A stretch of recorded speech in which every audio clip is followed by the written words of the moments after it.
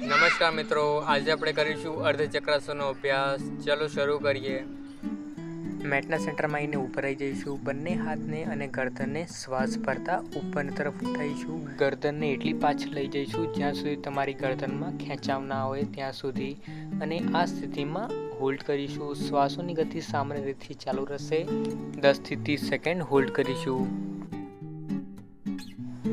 અને ધીરે ધીરે શ્વાસ છોડતા ગરદનને અને હાથને સેન્ટરમાં લાવી દઈશું. અર્ધચક્રાસન કરવાથી સ્પાઇન તમારી ફ્લેક્સિબલ બને છે, સ્પાઇનલ નર્વ્સને મજબૂત બનાવે છે, શ્વાસ લેવાની ક્ષમતાને વધારે છે, ગરદનના દુખાવામાં આરામ આપે છે. હાઇપરટેન્શન અને હાઈ બીપીના લોકોએ પાછળની તરફ ધ્યાનથી ઝૂકવું જોઈએ.